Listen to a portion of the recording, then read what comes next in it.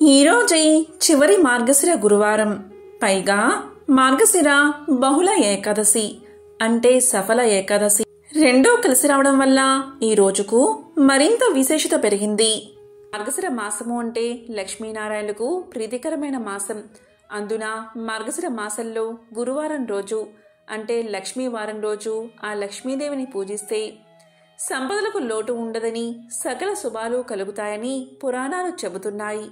మరి ఎంతో విశేషమైన ఈ చివరి మార్గశిర గురువారం రోజు ఈ కథను విన్నా, చదివినా, చెప్పినా, వినిపించినా జన్మజన్మల పాపాలు తొలగి కోటి జన్మల పుణ్యం వస్తుంది, సకల శుభాలు కలుగుతాయి. మరి ఆ కథ ఏంటో ఇప్పుడు ఈ వీడియోలో తెలుసుకుందాం. ఎంతో విశేషమైన మార్గశిర గురువారం రోజు శ్రీ మహాలక్ష్మీదేవిని పూజించి తరువాత ఈ వ్రత కథను శ్రద్ధా భక్తులతో వినాలి లేదా చదవాలి. ఈ శ్రీ మహాలక్ష్మీదేవి కథ ద్వాపర యుగంలో జరిగింది. పూర్వం సౌరాష్ట్ర దేశాన్ని భద్రశ్రవుడు అనే రాజు పరిపాలిస్తూ ఉండేవాడు. ఆ రాజు మహాపరాక్రమవంతుడే కాక విద్వాన్ వేదాంతుడు. అతని భార్య పేరు సురత్ చంద్రిక. ఆమె మంచి సౌందర్యవతి. అంతేకాదు గొప్ప పతివ్రతగా కూడా పేరుగాంచింది. ఆ రాజు రాణికి 8 మంది సంతానం. వారిలో 7 కుమారులు, 1 కుమార్తె. కుమార్తె పేరు శ్యామబాల. ఒకరోజు శ్రీ మహాలక్ష్మి తన మనసులో ఇలా అనుకుంది. ఏంటి అంటే నేనెప్పుడు ఆ రాజు ఇంట్లోనే వెలుస్తాను అని మనసులో అనుకుంది. తాను ఆ రాజు ఇంట్లో వెళ్లడం వల్ల రాజే కాకుండా ప్రజలు కూడా భోగ భాగ్యాలతో సుఖ సంపదలతో వర్ధిల్లుతారు. అలా కాకుండా ఒక దరిద్రుడి ఇంట్లో వెలిస్తే ఆ కుటుంబమే భోగ భాగ్యాలతో ఉంటుంది అనుకుని ఆ శ్రీ మహాలక్ష్మీదేవి వృద్ధ బ్రాహ్మణ స్త్రీ రూపం దాల్చి మహారాజు కోట ద్వారం వద్దకు ప్రవేశించింది. తన చేతిలోని కర్రను శబ్దం చేసుకుంటూ సింహద్వారం వద్దకు ప్రవేశించింది ఆమె. దాంతో ఆమెను చూసి ఒక దాసి ఇలా అడిగింది. అమ్మా, నీ పేరేమిటి? నీవెవరు? నీ నివాసం ఎక్కడా? నీవు ఎక్కడి నుంచి వచ్చావు అని అడిగింది. అప్పుడు వృద్ధ బ్రాహ్మణ స్త్రీ రూపంలో ఉన్న మహాలక్ష్మి ఇలా సమాధానం చెప్పింది. నా పేరు కమల. నా భర్త పేరు భువనేశ్వర్. నేను ద్వారకలో నివాసముంటాను.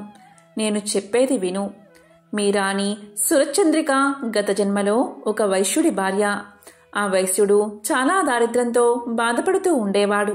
అందువల్ల ఆ భార్యాభర్తలకు నిరంతరం తగాదాలతో సంసారం సాగుతూ ఉండేది. ఒకనాడు ఆ వైశ్యుడు తన భార్యను గట్టిగా కొట్టాడు. ఆ బాధ భరించలేక ఆమె ఇల్లు వదిలి ఆకలితో అడవికి వెళ్ళిపోయింది. అలా ఆమె అడవిలో నడుచుకుంటూ వెళ్తూ ఉండగా శ్రీ మహాలక్ష్మికి ఆమెపై జాలి కలిగింది. దీంతో మహాలక్ష్మి వైశ్యుని భార్యను, ఎందుకమ్మా అలా ఉన్నావు? ఈ స్థితికి కారణమేమిటి అని అడగగా వైశ్యుని భార్య గతమంతా ఆమెకు చెప్పి ఎంతో బాధపడింది. అప్పుడు శ్రీ మహాలక్ష్మీదేవి వైశ్యుడి భార్యకు శ్రీ మహాలక్ష్మి వ్రతాన్ని ఉపదేశించింది. దీంతో ఆ వైశ్యుడి భార్య శ్రీ మహాలక్ష్మీదేవి ఉపదేశించిన వ్రతాన్ని చేసింది. ఆ వ్రతం పూర్తయ్యేసరికి సకల సంపదలు వచ్చాయి. ఇలా ఎన్నో సంవత్సరాలు వైశ్యుడి భార్య వ్రతాన్ని ఆచరించింది. ఎవరైతే శ్రీ మహాలక్ష్మీదేవి వ్రతాన్ని ఆచరిస్తారో వాళ్ళు సుఖ సంపదలతో జీవిస్తారు. ఆ వ్రత ప్రభావం వల్లే ఈ జన్మలో వారిద్దరూ రాజు భద్రశ్రవుడిగా, రాను సురచంద్రికగా జన్మించారు.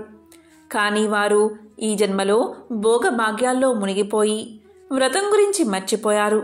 ఆ వ్రతం గురించి గుర్తు చేయడానికే నేను ఇక్కడికి వచ్చాను అని దాసీతో చెప్పింది. దానికి ఆ దాసి ఇలా అంటుంది. అమ్మా, శ్రీ మహాలక్ష్మి వ్రతం ఎప్పుడు ఏ విధంగా ఆచరించాలి అని అడగగా ఆ వృద్ధ బ్రాహ్మణ స్త్రీ రూపంలో ఉన్న మహాలక్ష్మీదేవి మహాలక్ష్మి వ్రతాన్ని ఎలా చెయ్యాలో ఇలా వివరించింది. మార్గశిర మాసం మొదటి లక్ష్మీవారం నుండి శ్రీ లక్ష్మీనారాయణను పూజించి పరమాన్నాన్ని నైవేద్యంగా పెట్టి, ఓ మహాలక్ష్మీ తల్లి, ఈరోజు నా యథాశక్తితో నిన్ను పూజిస్తున్నాను. నువ్వు ప్రత్యక్షమవ్వు. ఈ విధంగా లక్ష్మీదేవిని ప్రార్థించి నైవేద్యంగా పెట్టిన పరమాన్నాన్ని ప్రసాదంగా కొంచెం బ్రాహ్మణుడికి పెట్టి మిగిలిన దాన్ని సకుటుంబంగా తినాలి. మార్గశిర మాసం గురువారం రోజు ఈ ప్రకారంగా పూజ చెయ్యాలి. ఆఖరి వారం బ్రాహ్మణుల చేత వ్రతం చేయించుకుని దక్షిణ తాంబూలాలు ఇవ్వాలి అని వృద్ధ బ్రాహ్మణ రూపంలో ఉన్న మహాలక్ష్మీదేవి చెప్పగా అంతా విన్న దాసి ఇలా పలుకుతుంది. అమ్మా, నా వల్ల మీకు ఆలస్యం అయిపోయింది అని చెప్పి ఆ దాసి ఆమెకు సాష్టాంగ నమస్కారం చేసి, సరే అమ్మా, నేను వెళ్ళి రాణిగారిని తీసుకువస్తానని ఆ దాసి సురత్ చంద్రిక వద్దకు వెళ్ళి సురత్ చంద్రికతో ఆ వృద్ధ బ్రాహ్మణ స్త్రీ చెప్పిన పూర్వజన్మ వృత్తాంతాన్ని తెలియచేసింది.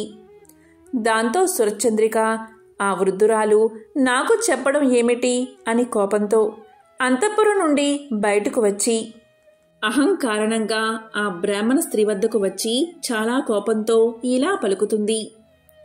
గత జన్మలో వృత్తాంతమంతా ఇప్పుడు జ్ఞాపకం చేస్తున్నావు. మర్యాదగా ఇక్కడ్నుంచి వెళ్ళు అని ఆ బ్రాహ్మణ స్త్రీ చేతిలో ఉన్న కర్రను లాక్కుని కాలితో తన్ని ఆమెను అవమానించింది. దానికి ఆ వృద్ధ బ్రాహ్మణ స్త్రీ, ఓ దుష్టులారా, నీవు దేన్ని చూసి ఇంత గర్వంతో మిడిసిపడుతున్నావో అది నీ నుంచి దూరమైపోతుంది అని శపించింది. దాంతో సురచంద్రిక, నీవు నన్ను శపించేదేమిటి, ఇక్కడ్నుంచి వెంటనే వెళ్ళిపో అని గట్టిగా అరిచింది. దానికి ఆమె, నీ ముందే నేను వెళ్ళిపోతున్నాను, నీవు నన్ను అవమానించావు, నేను వెళ్ళిన వెంటనే నీకు తెలుస్తుంది అని అనగానే సురచంద్రిక ఇలా పలుకుతుంది. నీవు నన్ను శపించడానికి నీవేమైనా లక్ష్మీదేవి అనుకుంటున్నావా అని సురచంద్రిక కోపంతో ఆ వృద్ధ స్త్రీ చేతిలో ఉన్న కర్రను తీసుకుని అవతలకు తోసేసింది. దీంతో లక్ష్మీదేవి లేచి నిల్చుని కుంటుకుంటూ మూనుగుతూ బయటకు వెళ్ళిపోతూ ఉండగా దారిలో శ్యామబాల నిలబడి ఉంది. రాజకుమారి శ్యామబాల ఇలా పలుకుతుంది. మామగారు, ఏమైంది మీకు అని అడగగా వృద్ధ స్త్రీ రూపంలో ఉన్న లక్ష్మీదేవి రాజకోట వద్ద జరిగిందంతా రాజకుమారికి వివరించింది. దానికి శ్యామబాల ఇలా పలుకుతుంది. మామగారు, జరిగిన దానికి నేను క్షమాపణలు కోరుతున్నాను అని రెండు చేతులు జోడించి క్షమాపణలు చెప్పగా లక్ష్మీదేవికి ఆమెపై దయ కలిగింది. శ్యామబాలకు శ్రీ మహాలక్ష్మి వ్రతం గురించి సవివరంగా తెలియచేసింది బ్రాహ్మణ స్త్రీ రూపంలో ఉన్న మహాలక్ష్మీదేవి. ఆ విధంగా వ్రత విధానం చెప్పిన రోజే మార్గశిర గురువారం. దీంతో శ్యామబాల ఎంతో భక్తి శ్రద్ధలతో ఆ వ్రతాన్ని ఆచరించింది. సిద్ధేశ్వర్ అనే రాజుకు మాలాధర్ అనే కొడుకు ఉన్నాడు. శ్యామబాలకు మాలాధరతో వివాహం జరిగింది. శ్యామబాల వ్రతాన్ని ఆచరించడంతో తన భర్తతో వైభవంతో సిరి సంపదలతో తులతూగుతూ ఉంది. ఇక లక్ష్మీదేవి కోపగించి వెళ్లడంతో భద్రశివరాజుకు సిరి సంపదలన్నీ తొలగిపోయి దారిద్ర్యం పట్టుకుంది. పూటకు తిండి లేక ఒంటిమీద బట్టలేక చాలా దారిద్ర్యంతో బాధపడుతున్నారు. ఒకరోజు సురత్ చంద్రిక భర్తతో ఇలా పలుకుతుంది. స్వామి, దరిద్రం వల్ల బతకడం కష్టంగా ఉంది. మన అల్లుడు మాలాధర్ రాజుగా ఉన్నాడు కదా, మీరు వెళ్ళి మన పరిస్థితి గురించి చెప్పండి అని అనగానే రాజుకు ఆమె ఆలోచించింది సరైనదే అని చెప్పి అల్లుడి రాజ్యానికి పయనమయ్యాడు. అతను దారిలో ఒక నది ఒడ్డున ఆగి విశ్రాంతి తీసుకుంటున్నాడు. నీరు తీసుకుని పోవడానికి వచ్చిన శ్యామబాల దాసీలకు రాజు కనిపించాడు, అంటే భద్రశ్రవ రాజు కనిపించాడు. ఆ దాసీలకు అతని ముఖం చూస్తే రాజులాగా, వేషం చూస్తే బికారులాగా కనిపించింది. దాంతో దాసి ఆ రాజును చేరి ఇలా అడుగుతుంది. మీరు ఎవరు, ఎక్కడి నుంచి వచ్చారు అని అడుగుతుంది. దానికి అతను, ఒకప్పుడు నేను సౌరాష్ట్రపు దేశపు రాజుని భద్రశ్రవుణ్ణి అని కష్టంగా పలికాడు. వెంటనే దాసి ఇలా అనుకుంటుంది. అయ్యో భగవంతుడా, ఇతను మా శ్యామబాల రాణిగారి తండ్రి అని పరుగు పరుగున వెళ్లి శ్యామబాలకు తెలియచేస్తుంది.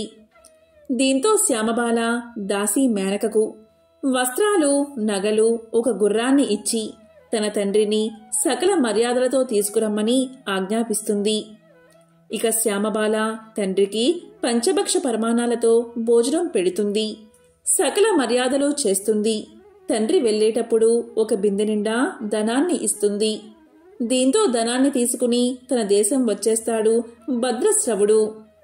సురత్ చంద్రిక దగ్గరకు వెళ్లి, ఇదిగో నీ కూతురు బిందె నిండా ధనమిచ్చిందని పిలిచి బిందె మూత తీసి చూడగా బిందెలో అంతా బొగ్గే ఉంటుంది. లక్ష్మీ కటాక్షం లేకపోవడం వల్లే ధనం బొగ్గుగా మారిపోతుంది. ఇలా ఉండగా కొన్ని రోజులకు సురత్ చంద్రిక తన కూతురు ఇంటికి వెళ్తుంది. ఆ రోజు మార్గశిర మాసంలోని 3వ గురువారం అయిపోయి 4వ గురువారం. శ్యామబాల ప్రతి గురువారం ఏ విధంగా పూజ చేస్తుందో ఆ గురువారం కూడా అదేవిధంగా పూజ చేసింది. తన తల్లిని ఎంతో బతిమాలి ఆమె చేత కూడా వ్రతం చేయించింది. వ్రతమయ్యాక తల్లిని తన రాజ్యానికి పంపించింది. సురత్ చంద్రిక తన రాజ్యానికి చేరుకునేసరికి ఆమెకు పోయిన ఐశ్వర్యమంతా వచ్చింది. మార్గశిర లక్ష్మీవార వ్రతం చేయడం వల్లే ఇలా జరిగింది. కొన్ని రోజుల తర్వాత శ్యామబాల తన పుట్టింటికి వచ్చింది. తన కూతురు తండ్రికి ధనానికి బదులు బొగ్గులు ఇచ్చింది, మరేమీ ఇవ్వలేదన్న కోపం చంద్రిక మనసులో పెట్టుకుని పుట్టింటికి వచ్చిన శ్యామబాలను ఎలా ఉన్నావని కూడా అడగలేదు. దీనికి శ్యామబాల తల్లిపై కోపగించుకోకుండా పుట్టింటి నుంచి చిటికెడు ఉప్పు తీసుకుని తన ఇంటికి వెళ్లిపోయింది. పుట్టింటి నుంచి వచ్చిన శ్యామబాలను మాలాధర్, నీవు పుట్టింటి నుంచి ఏమి తీసుకువచ్చావు అని అడగగా, రాజసారాన్ని తీసుకువచ్చాను అని నవ్వుతూ చెప్పింది శ్యామబాల. ఎక్కడ ఉంది అని మాలాధర్ అడగగా, కంగారు పడకండి, మీకే తెలుస్తుంది అని సమాధానం చెప్పింది. ఆ రోజు ఆమె వండిన పదార్థాల్లో ఉప్పు లేకుండా చేసింది. మాలాధర్ భోజనానికి కూర్చున్నాడు. ఉప్పు లేకుండా చెప్పగా అతనికి తినబుద్ధి కావడం లేదు. ఆమె కంచంలోని పదార్థాలలో కాస్త ఉప్పు వేసింది. పదార్థంలో ఉప్పు వేయడంతో అవి ఎంతో రుచిగా మారిపోయాయి. ఇదే నేను పుట్టింటి నుండి తీసుకువచ్చిన రాజసారమని భర్తకు చెప్పింది. శ్యామబాల మాటలు భర్తకు నచ్చాయి. ఇద్దరూ ఎంతో సంతోషంగా భోజనం చేశారు. ఈ విధంగా లక్ష్మీ వ్రతం చేసుకున్న వారికి ఆ లక్ష్మీదేవి యొక్క కరుణా కటాక్షాలు లభిస్తాయి. ఈ వ్రతం ఆచరించిన వారికి మనశ్శాంతి లభిస్తుంది. అష్ట ఐశ్వర్యాలు, భోగ భాగ్యాలు కలుగుతాయి. దరిద్రం తొలగిపోతుంది. ఎవరైతే ఈ కథను వింటారో లేక చదువుతారో వారికి లక్ష్మీ కటాక్షం తప్పనిసరిగా కలుగుతుంది. ఈరోజే సఫల ఏకాదశి, ఎంతో పవిత్రమైన విశేషమైన రోజు. మార్గశిర మాసం బహుళపక్ష ఏకాదశిని సఫల ఏకాదశి అని పిలుస్తారు. ఇది విష్ణుమూర్తికి ఎంతో ప్రీతికరమైన ఏకాదశి. మరి ఎంతో పవిత్రమైన విశేషమైన ఈ సఫల ఏకాదశి రోజు ఈ కథను విన్నా, చదివినా, చెప్పినా, వినిపించినా జన్మల దోషాలు తొలగి కోటి జన్మల పుణ్యం వస్తుంది. సకల శుభాలు కలుగుతాయి. లక్ష్మీనారాయణల అనుగ్రహం మీకు కలుగుతుంది. మరి ఆ కథ ఏంటో ఇప్పుడు ఈ వీడియోలో తెలుసుకుందాం. మార్గశిర బహుళ ఏకాదశిని సఫల ఏకాదశి అని పిలుస్తారు. ఎంతో శక్తివంతమైన పవిత్రమైన రోజు ఇది. పాండవుల్లో పెద్దవాడైన ధర్మరాజుకు సఫల ఏకాదశి గురించి శ్రీకృష్ణుడు వివరించినట్లు భవిష్యోత్తర పురాణం తెలియచేస్తుంది. ఒకసారి పాండవాగ్రజుడైన ధర్మరాజుకు శ్రీకృష్ణుడు ఇలా చెప్తాడు. ధర్మరాజా, చాలామంది ప్రజలు ఎక్కువ ధనాన్ని ఖర్చు పెట్టి ఎక్కువ దక్షిణలు ఇచ్చి పెద్ద పెద్ద యాగాలు చేసి శ్రీ మహావిష్ణువును సంతృప్తిపరచాలని ప్రయత్నం చేస్తారు. కానీ సఫల ఏకాదశి వ్రతం ఆచరించిన భక్తుల్ని చూసినప్పుడు శ్రీ మహావిష్ణువుకు అపరిమితమైన ఆనందం, సంతృప్తి కలుగుతాయి. ఈ ఏకాదశికి నారాయణుడు అధిదేవత. నాగుపాములలో ఆదిశేషుడు, పక్షులలో గరుత్మంతుడు, యజ్ఞాలలో అశ్వమేధము, నదులలో గంగానది, దేవతల్లో విష్ణువు, మానవులలో బ్రహ్మజ్ఞానం కలవారు చాలా ప్రధానమైన వారు. అలాగే వ్రతాలంటిలో ఈ ఏకాదశి వ్రతం ఎంతో ప్రధానమైనది. మానవులు తెలిసి తెలియక అనేక పాపాలు చేస్తూ ఉంటారు. అలాంటి పాపాలను దహించే శక్తి ఈ సఫల ఏకాదశికి ఉంది. ఈరోజు మంచి కొబ్బరికాయలు, ఉసిరికాయలు, నిమ్మకాయలు, దానిమ్మ పళ్ళతో లేదా ఏది దొరికితే ఆ పళ్ళతో మహావిష్ణువును పూజించాలి. ఇక సఫల ఏకాదశి రోజు దీపదానం ఎంతో విశేష పుణ్యాన్ని ఇస్తుంది. ఈ రోజు రాత్రి భగవంతుడి సన్నిధిలో లేదా ఇంట్లో దీపాన్ని వెలిగించాలి. ఈరోజు జాగరణ చెయ్యాలి. ఈ సఫల ఏకాదశితో సమానమైన యజ్ఞం కానీ, తీర్థం కానీ, వ్రతం కానీ లేవు. 5000 సంవత్సరాలు తపస్సు చేస్తే ఎంత ఫలితం వస్తుందో అంతటి ఫలితం సఫల ఏకాదశి వ్రతాన్ని ఆచరిస్తే వస్తుంది. ఈ ఏకాదశి వ్రతాన్ని భక్తితో ఆచరిస్తే అశ్వమేధయాగం చేసిన ఫలితం దక్కుతుంది. గోదానం, భూదానం చేసిన ఫలితం వస్తుంది. ఈ ఏకాదశి విశిష్టతను తెలిపే, గొప్పతనం తెలిపే కథ చెప్తాను, శ్రద్ధగా విను అంటూ శ్రీకృష్ణుడు ఇలా చెప్పడం ప్రారంభించాడు. పూర్వం చంపావతి అనే పేరుగల ఒక నగరం ఉండేది. ఆ నగరాన్ని మాహిష్మతుడు అనే రాజు పరిపాలిస్తూ ఉండేవాడు. అతనికి 4 కుమారులు ఉన్నారు. ఆ 4 పెద్ద కుమారుడు లొంపకుడు. ఇతను మహాపాపాత్ముడు. ఇతను పరస్త్రీలతో రహస్యంగా కలుసుకుని నీచ పనులు చేసేవాడు. వేశ్యాలోలుడై జూదం ఆడేవాడు. తన తండ్రి ధనాన్ని అనవసరంగా ఖర్చు పెట్టేవాడు. అంతేకాదు, దేవుణ్ణి నిందించేవాడు. గుడిలో రాతి దేవుణ్ణి పూజిస్తే ఏం ఫలితమని దేవతానింద చేసేవాడు. బ్రాహ్మణులను నిందించేవాడు. వేదాలను తప్పు పట్టేవాడు. వేదాలన్నీ పనికిరానివి అనేవాడు. ఇలాంటి వాడిని చూసి బంధువులకు, మిత్రులకు, ప్రజలకు కూడా విసుగు, చికాకు కలిగాయి. ఇది గ్రహించిన తండ్రి లొంబకుణ్ణి రాజ్యం నుంచి వెళ్ళగొట్టాడు. రాజ్యం నుండి వెలివేసిన ఇతనికి మిత్రులు కాని, బంధువులు కాని, ప్రజలు కాని ఆశ్రయం ఇవ్వలేదు. లొంబకుడికి ఏ పని తెలియదు. అప్పటి వరకు తండ్రి సంపాదనతో జల్సాలు చేసి ఒక్కసారిగా ఒంటరివాడు కాగానే ఏం చెయ్యాలో తోచగా ఒంటరిగా కూర్చుని మనసులో ఇలా అనుకున్నాడు. నేనేం చెయ్యాలి, ఎలా జీవించాలి, ఏ వృత్తి నాకు రాదు అని ఆలోచించి దొంగగా మారాలని నిర్ణయించుకుని అరణ్యంలో ఒకచోట తలదాచుకోవాలని నిర్ణయించుకుని బయలుదేరాడు. అరణ్యంలోకి వెళ్లి ఒక రావి చెట్టు కింద రహస్య ప్రదేశంలో ఉంటూ రాత్రిపూట నగరంలోకి ప్రవేశించి రాజభవనంలోని ధనాన్ని దొంగలించి అడవికి వచ్చేవాడు. పగలంతా అరణ్యంలో ఉండి రాత్రిపూట తండ్రి యొక్క ధనాగారాన్ని దోచుకునేవాడు లొంబకుడు. పగటిపూట అరణ్యంలో సంచరిస్తూ పశువులను, పక్షులను హింసిస్తూ కొన్నిటిని చంపి మాంసాన్ని తినేవాడు. అలా రాత్రిపూట పట్టణంలో ధనవంతుల ఇళ్లల్లోకి వెళ్లి ధాన్యం, ధనం దొంగలించేవాడు. ఇలా దొంగతనం చేస్తూ అప్పుడప్పుడు ప్రజలకు పట్టుబడేవాడు. కాని ప్రజలు లొంబకుణ్ణి ఏమీ అనకుండా, ఏ శిక్ష వేయకుండా వదిలివేసేవారు. ఎందుకంటే లొంబకుణ్ణి శిక్షిస్తే మహారాజుకి కోపం వస్తుంది అనే భయంతో వదిలేసేవారు. రాజు కొడుకువై ఇలా దొంగగా మారడమేమిటి, అతని పూర్వజన్మ పాపం కాకపోతే అని ప్రజలు అనుకునేవారు. ఈ విధంగా లొంబకుడు ప్రతిరోజు అడవిలో మాంసం తినేవాడు. మాంసం దొరకపోతే అడవిలో లభించే పళ్ళు తినేవాడు. లొంబకుడు ఒక పవిత్రమైన పెద్ద రావి చెట్టు మొదట్లో జీవించేవాడు. ఇలా ఉండగా ఒకసారి మార్గశిర బహుళ ఏకాదశి వచ్చింది. ఆ రోజు దొంగతనం చేయడానికి లొంబకుడు నగరానికి చేరుకున్నాడు. అప్పుడు కొంతమంది ఆటవికులు అతని నివాసంలోని వస్త్రాలు మొదలైనవన్నీ దొంగలించి తీసుకుపోయారు. అతను నగరం నుంచి తిరిగి వచ్చేసరికి కప్పుకుందామంటే వస్త్రాలు లేకుండా పోయాయి.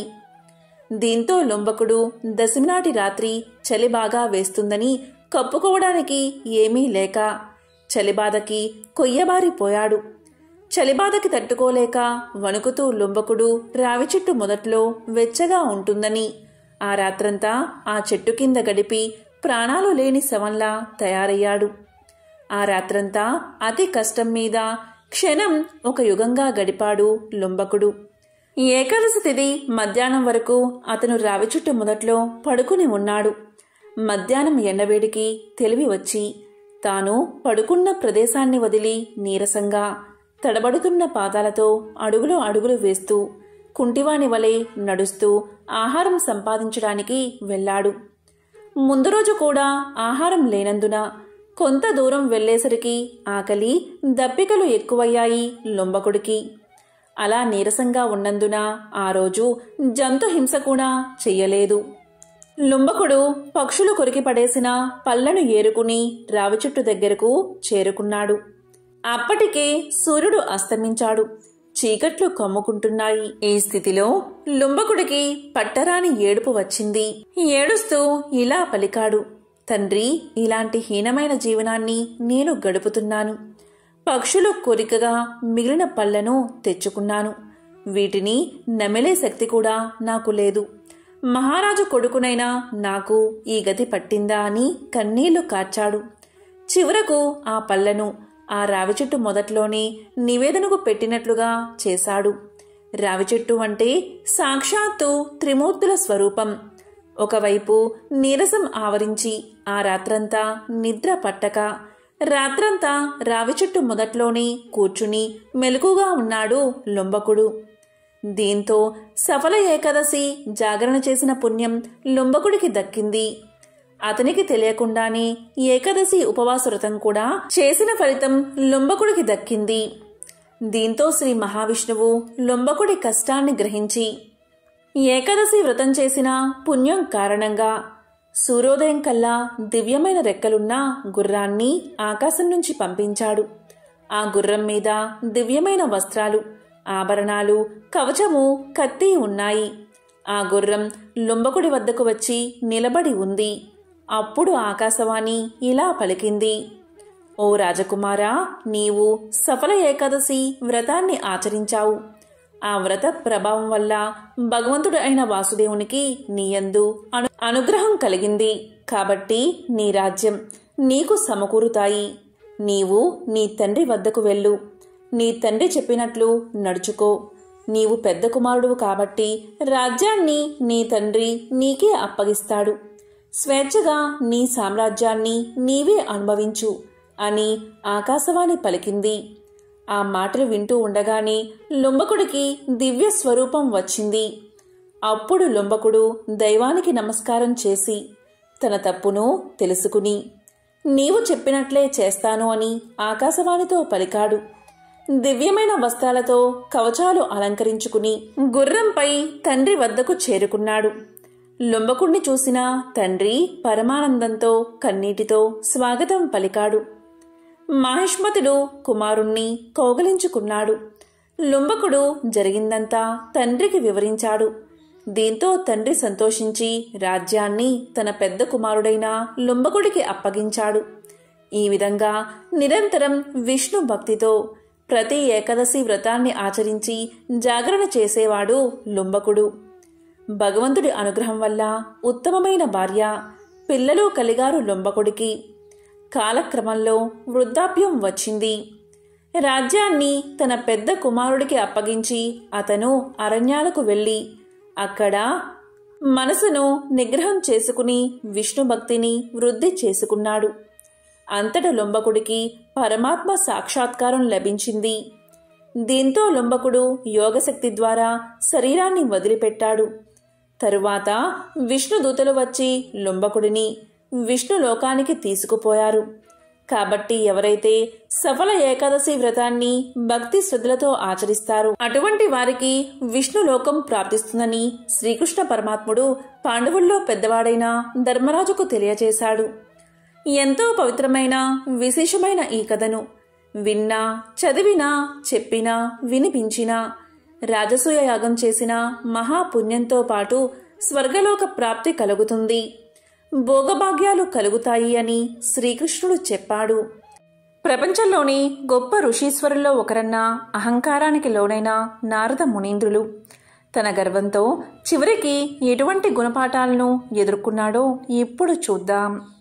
నారద మునీంద్రులు నిరంతరం విష్ణుమూర్తిని తాను రచించి గానం చేసిన పాటలతో స్తుతిస్తూ నారాయణ మంత్రాన్ని ప్రపంచవ్యాప్తంగా విస్తరించేందుకు ఉపయోగించేవాడు. ఒకనాడు చింతిస్తూ ఉన్న ఒక వ్యక్తిని గమనించాడు నారదుడు. క్రమంగా అతని వద్దకు చేరుకుని అతని చింతకు, ఆందోళనకు కల కారణాల గురించి వాకబు చేయడం ప్రారంభించాడు. అప్పుడు ఆ ధనవంతుడు ఇలా చెప్పాడు. తాను ఎంత గొప్ప ధనవంతుడినైనా ఆ ధనాన్ని ఉపయోగించుకోవడానికి తనకంటూ వారసుడు లేడని అతని చింతనగా తెలియచేశాడు. అదేవిధంగా తనకు పుత్రుణ్ణి ప్రసాదించమని కంటినిండా ఆశను కలిగి నారద మునీంద్రుల వారిని ప్రార్థించాడు. అప్పుడు నారదుల వారు ఇలా పలికారు. ఓ వర్తకుడా, నాకు వరాలను నేరుగా ఇచ్చే శక్తి లేదు. నేను ఎటువంటి వరాలను ఇవ్వాలి అనుకున్నా అది విష్ణుమూర్తి ద్వారానే ఇవ్వగలను. నేను ఈ విషయాన్ని స్వామివారితో సంప్రదించి నీకు మంచి జరిగేలా చూస్తాను అని తెలియజేశాడు నారదుడు. కానీ ఒక రకంగా ఇది సాధ్యమయ్యే పనేనా అనే సంశయం నారదుడిలో ఉంది. ఇక నారద మునీంద్రులు తన మనసులో ఉన్న ఆ వర్తకుని సందేశంతో విష్ణు భగవానుణ్ణి చేరుకున్నాడు.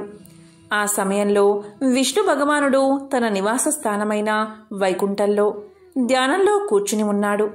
నారాయణ నారాయణ అని విన్న వెంటనే వచ్చింది నారద మునీంద్రుల వారిని వెంటనే అర్థం చేసుకున్నాడు మహావిష్ణువు.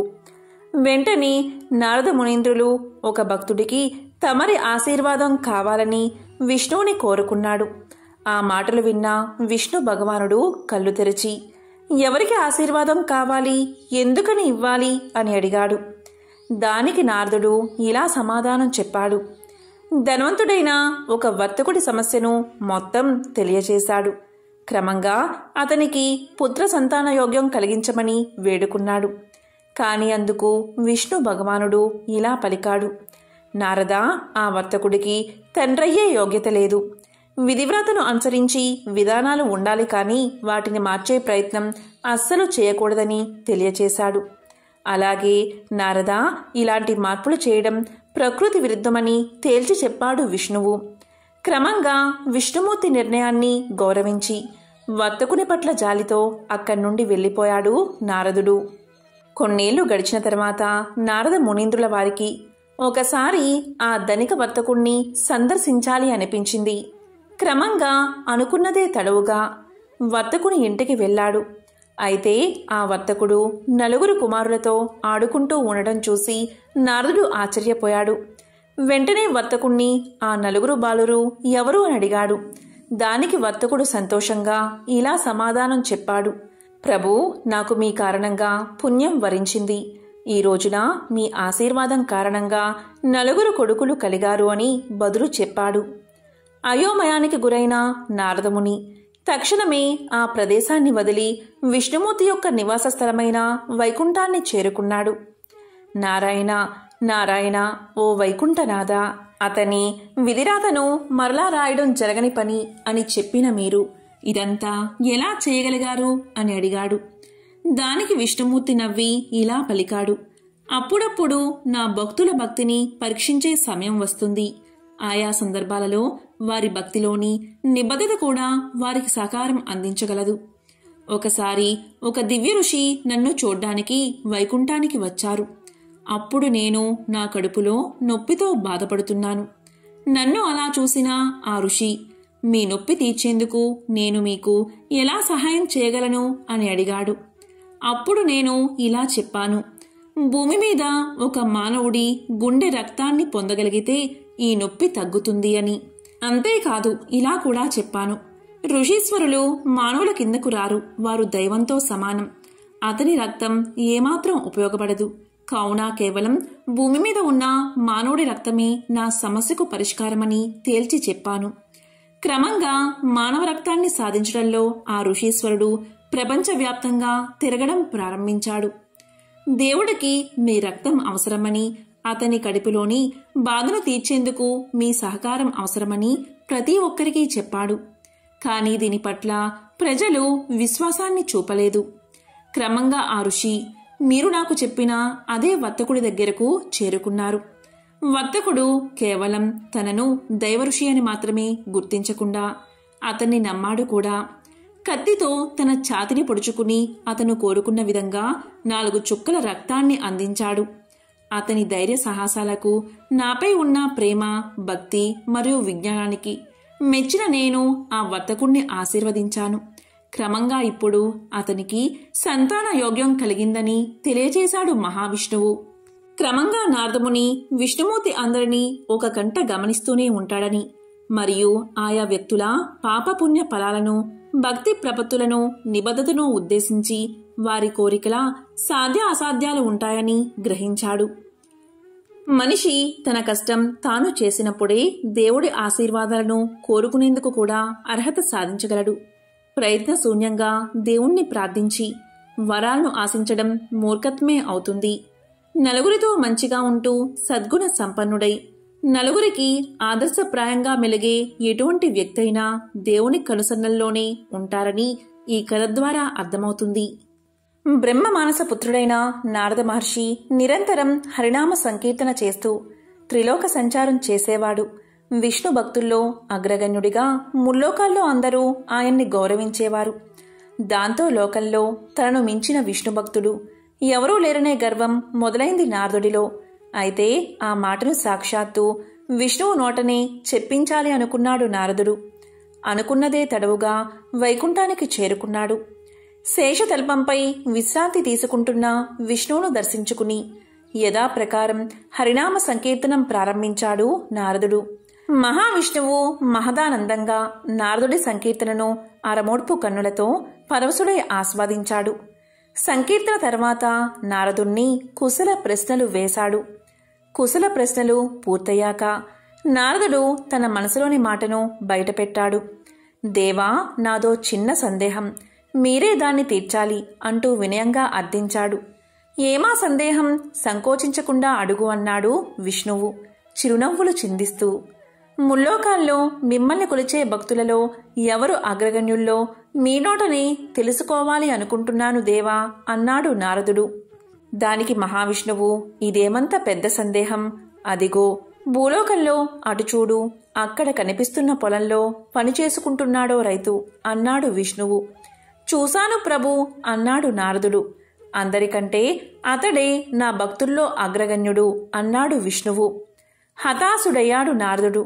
తన పేరే చెబుతాడు అనుకుంటే ఎక్కడో మారుమూల గ్రామంలో పొలాన్ని సాగు చేసుకునే రైతు రోజుకి 4-5 సార్లు కంటే నారాయణ్ణి తలుచుకోని సామాన్యుడు తన భక్తుల్లో అగ్రగణ్యుడని చెప్పడానికి మహావిష్ణువుకి మనసెలా వచ్చింది అని మదనపడసాగాడు నారదుడు. నారదుడి అంతర్మదనాన్ని గ్రహించిన విష్ణువు, నారదా, నువ్వే అతడి వద్దకు వెళ్ళు, అతడి భక్తి ఏపాటిదో నీకే తెలుస్తుంది అన్నాడు. ఇదేదో తేల్చుకోవాలి అనుకున్నాడు నారదుడు. సరే అంటూ భూలోకానికి చేరుకున్నాడు. నేరుగా ఆ రైతు ముందు ప్రత్యక్షమయ్యాడు. తన ఎదుట సాక్షాత్తు నారద మహర్షి ప్రత్యక్షం కావడంతో ఆ రైతు పరమానంద భరితుడయ్యాడు. అయ్యా, మహావిష్ణువు ఎలా ఉన్నారు? వైకుంఠంలో ఆయన క్షేమమేనా? అభాగ్యుణ్ణి, ఎప్పుడో తప్ప ఆయన్ని తలుచుకునే తీరికే ఉండదు నాకు. మీ దర్శనంతో సాక్షాత్తు విష్ణువుని చూసినంత ఆనందం కలుగుతుంది అంటూ నారదుడికి అతిథి మర్యాదలు చేశాడు. నారదుడు తిరిగి బయలుదేరే ముందు, అయ్యా, చిన్న కోరిక అన్నాడు ఆ రైతు. ఏంటో చెప్పమన్నట్లుగా చూశాడు నారదుడు. ఒక కుండలో పాలు తెచ్చి ఇచ్చాడు రైతు. అయ్యా, నా కానుకగా ఈ పాలకుండను వైకుంఠానికి తీసుకువెళ్లి విష్ణుదేవులకి నివేదించండి అన్నాడు రైతు. అప్పుడు నారదుడు అదెంత పని అంటూ పాలకుండ తీసుకుని వైకుంఠానికి బయలుదేరాడు. అయితే పాలు ఎక్కడ తొనిగిపోతాయో అనే భయంతో జాగ్రత్తగా కుండను పొదివి పట్టుకున్నాడు. మొత్తానికి ఎలాగోలా వైకుంఠానికి చేరుకుని విష్ణువును దర్శించుకున్నాడు. రైతు ఇచ్చిన పాలకుండను అందించాడు. దేవా, ఆ రైతుకు ఎప్పుడో తప్ప మిమ్మల్ని తలుచుకునే తీరిక ఉండదట. రోజుకు 4-5 సార్లు తలుచుకుంటాడట అన్నాడు ఫిర్యాదు చేసినట్లుగా. ఈ పాలకుండను తెస్తున్నప్పుడు నువ్వు నన్ను ఎన్నిసార్లు తలుచుకున్నావు అని ప్రశ్నించాడు విష్ణువు. ఒక్కసారి కూడా తలుచుకోలేదు. నా దృష్టి మొత్తం పాలకుండపైనే ఉంది. పాలెక్కడ తొనికిపోతాయో అనే ఆందోళనే నా మనసంతా నిండిపోయింది అని తలదించుకుని బదులిచ్చాడు నారదుడు. రోజంతా శ్రమిస్తూ ఉన్నప్పటికీ నన్ను మర్చిపోకుండా రోజుకు కనీసం 4-5 సార్లు అయినా తలుచుకుంటున్నాడు కదా ఆ రైతు అన్నాడు విష్ణువు. ఆ మాటతో నారదుడి గర్వం నశించింది. ఆ రైతు తనకంటే ఎందుకు గొప్ప భక్తుడో అర్థమైంది. ఒక ఊరిలో ఒక ధనవంతుడు ఉండేవాడు. అతను మహావిష్ణువు యొక్క భక్తుడు. విష్ణుపై ఉన్న అచంచలమైన భక్తితో తన ఇంటి ఆవరణలోనే ఒక మందిరాన్ని కట్టించాడు. అందులో సుందరమైన విష్ణు విగ్రహాన్ని ప్రతిష్ఠించి విగ్రహానికి షోడశోపచారాలతో పూజలు చేయసాగాడు. చక్కని రుచికరమైన నైవేద్యాలు, నేతి దీపాలు, పరిమళాల ధూపాలతో అత్యంత వైభవంగా విష్ణువును పూజించసాగాడు. అతనికి అనుకోకుండా వ్యాపారంలో నష్టం వచ్చింది. అప్పుడు ఎవరో ఇలా సలహా ఇచ్చారు, విష్ణువు సంపద ప్రదాత కాదు. సంపద రావాలి అంటే, సిరి సంపదలతో తుల తూగాలి అంటే లక్ష్మీదేవి పేరు చెప్పి ఆ దేవతని ఆరాధించమని చెప్పారు.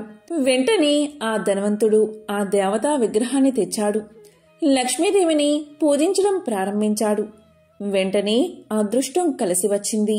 వ్యాపారంలో అనుకోని లాభాలు వచ్చాయి. వెంటనే అతను ఎంతో ఆనందంతో పూజలు చేయసాగాడు. ఒక పర్వదినాన రకరకాల పిండి వంటలతో ధూప దీపాలతో పూజ చేయసాగాడు. పూజకు ముందు విష్ణుమూర్తి విగ్రహం ఆ ధనవంతుడికి కనిపించింది. వెంటనే అతనికి ఎంతో కోపం వచ్చింది. ఇంకా నువ్వు ఎందుకిక్కడా అని ఆ విగ్రహాన్ని తీసేసి ఒక మూలగా పడేశాడు. తాను పూజిస్తున్న దేవతకి రోజు అతను ఎంతో భక్తి శ్రద్ధలతో పూజలు చేయసాగాడు. రకరకాల పిండి వంటలు, ధూపదీప నైవేద్యాలు, సుగంధాలు వెదజల్లే, సువాసనలు వెదజల్లే పుష్పాలతో ఆ గదంతా చక్కని సుమధుర వాసనలతో నిండిపోయింది. అతనికి దూరంగా ఒక మూలాన పడేసిన విష్ణు విగ్రహం కనిపించింది. వెంటనే అతను కోపంగా లేచి వెళ్లి ఒక వస్త్రంతో ఆ విగ్రహం యొక్క ముక్కు మూసేశాడు. ఈ వాసనంతా హాయిగా ఆస్వాదిస్తున్నావా? ఇవన్నీ నీకోసం చెయ్యలేదులే.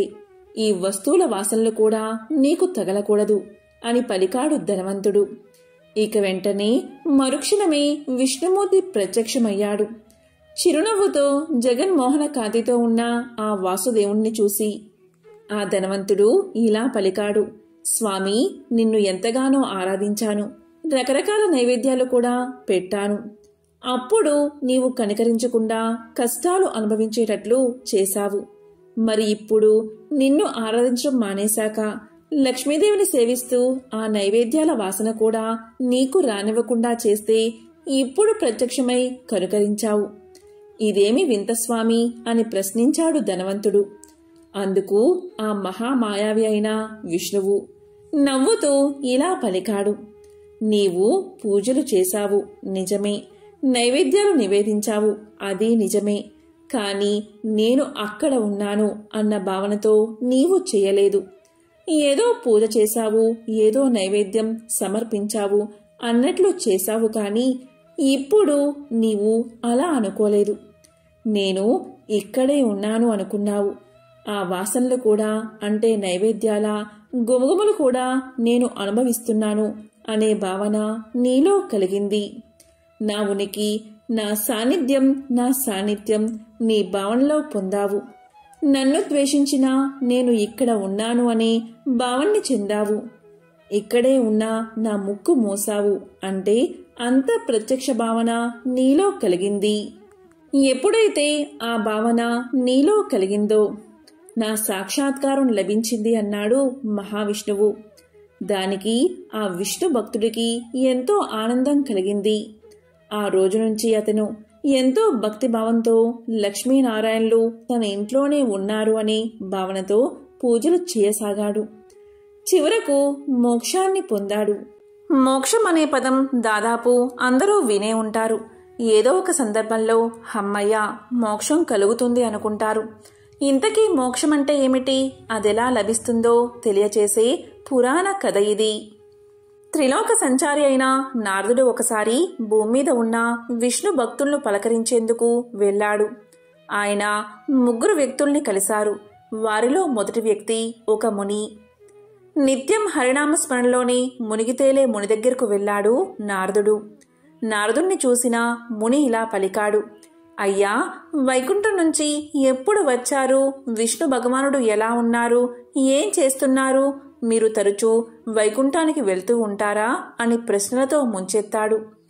దానికి స్పందించిన నారదుడు ఇలా చెప్పాడు. శ్రీ మహావిష్ణువు బాగానే ఉన్నారు. వైకుంఠానికి నేను తరచూ వెళ్తూనే ఉంటాను అని సమాధానం చెప్పాడు. అప్పుడు ముని ఇలా అడిగాడు. అయితే స్వామి, ఈసారి మీరు వైకుంఠానికి వెళ్ళినప్పుడు నాకు మోక్షం ఎప్పుడు ప్రసాదిస్తారో స్వామివారిని అడగండి అన్నాడు. సరే అని ముందుకు సాగిన నారదుడు ఆ తరువాత చెప్పులు కుట్టే వ్యక్తికి కనిపించాడు. అప్పుడు చెప్పులు కుట్టే వ్యక్తి ఇలా పలికాడు. స్వామి, మిమ్మల్ని చూస్తే సాక్షాత్తు ఆ విష్ణుమూర్తినే చూసినట్లుంది. స్వామివారు ఎలా ఉన్నారు? వైకుంఠం నుంచి మీరు ఎప్పుడు వచ్చారు?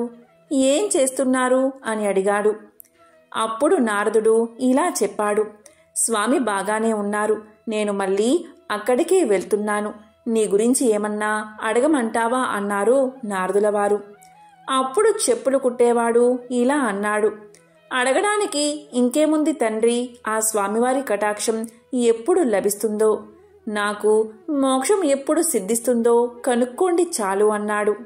సరే అన్న నారదుడు వైకుంఠానికి తిరుగు పయనమయ్యాడు.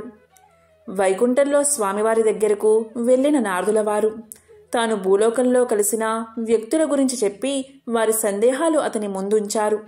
అప్పుడు మహావిష్ణువు ఏమన్నారు అంటే, నారదా, నాలో ఐక్యమయ్యేందుకు ఆ ముని మరెన్నో జన్మలు వేచి ఉండాలి. కానీ ఆ చెప్పులు కుట్టుకునే వ్యక్తికి మాత్రం ఇదే చివరి జన్మ అన్నారు మహావిష్ణువు. ఆశ్చర్యపోయిన నారదుల వారు నిత్యం హరినామస్మరణలో మునిగితేలే మునికి మరెన్నో జన్మలు ఉండడమేమిటి? సాధారణ జీవనం గడుపుతున్న చెప్పులు కుట్టే వ్యక్తికి ఇదే ఆఖరు జన్మ కావడం ఏంటి అనే సంశయంలో ఉండిపోయాడు నారదుడు. ఇది గమనించిన శ్రీహరి ఇలా పలికాడు. ఈసారి నువ్వు వారిద్దరినీ కలిసినప్పుడు స్వామివారు ఏం చేస్తున్నారు అని వాళ్ళు అడుగుతారు కదా, అప్పుడు ఆయన సూది బెజ్జంలోంచి ఏనుగును పంపిస్తున్నారని చెప్పు. వారిలో ఎవరు గొప్ప భక్తులో నీకే తెలుస్తుంది అన్నారు. ఇక భూలోకానికి తిరిగి బయలుదేరి వెళ్లిన నారదుడు మళ్ళీ ఆ ఇద్దరినీ కలిశాడు. ఎప్పటిలాగే స్వామివారు ఏం చేస్తున్నారని అడిగితే శ్రీహరి చెప్పమన్నా సమాధానమే చెబుతారు నారదుల వారు. ఆ విధంగా నారదుడు చెప్పిన వెంటనే ముని ఏమన్నాడంటే, భలేవారే, సూది బెజ్జంలోంచి ఏనుగును పంపించడం ఎలా సాధ్యం? మీరు నాతో పరాచికాలు ఆడుతున్నట్లున్నారు. లేదా ఏదో భ్రాంతికి గురై ఉంటారు అన్నాడు ముని చిరునవ్వుతో. కాని చెప్పులు కుట్టే వ్యక్తి ఇలా అంటాడు. మంచిది మంచిది, స్వామివారు తలుచుకుంటే సాధ్యం కానిది ఏముంటుంది అన్నాడు. స్వామివారు ఎంత గొప్పవారైతే మాత్రం అంత అసాధ్యమైన కార్యాన్ని చేయగలరని నువ్వు నమ్ముతున్నావా అని అడుగుతాడు నారదుడు. దానికి చెప్పులు కుట్టుకునే వ్యక్తి ఇలా చెప్తాడు. నారదా, భలేవారే, భగవంతుడికి అసాధ్యమంటూ ఏముంటుంది? ఇదిగో ఈ మర్రి పండును చూడండి. ఈ మర్రి పండులో 1000 గింజలు ఉన్నాయి కదా, ఆ గింజలన్నీ మళ్లీ మర్రి చెట్లుగా మారతాయి కదా. పోనీ అక్కడితో ఆగుతుందా?